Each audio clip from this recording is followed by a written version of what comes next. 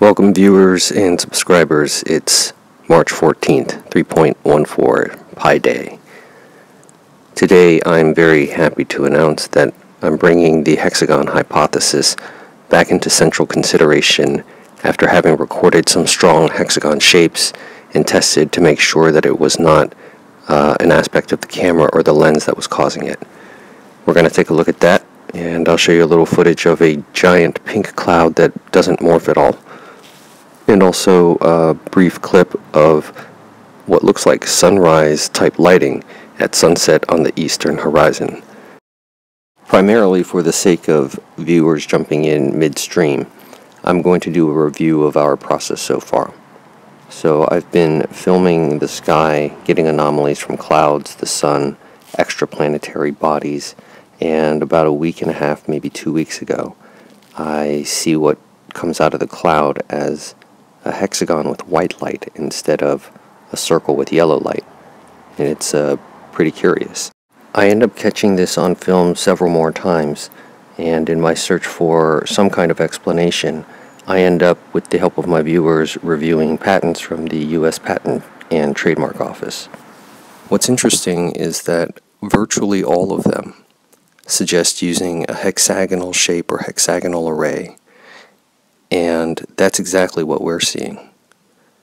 So take a look at some of these attached photos and figures from the United States Patent Office.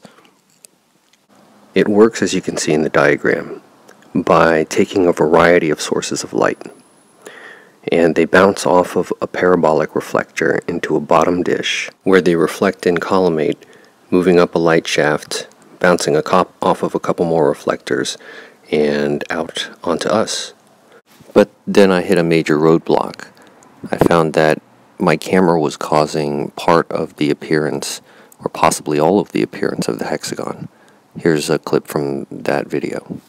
I recorded some things today where it makes me doubt it. Even though, like in this clip, the sun is hexagonal, at times I would shift my camera a little, and the hexagon would shift with it, which indicates that it may be the camera that does that.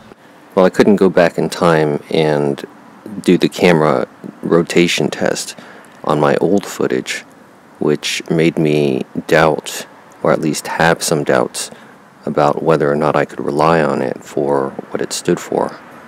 Today, however, I did catch some very clear shots of the hexagonal sun, and it did pass the camera rotation test, as you can see me doing it kind of obsessively there a few times.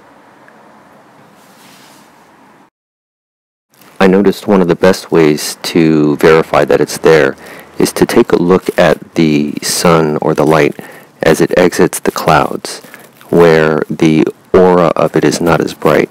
You can make out the sharper angles of the hexagon.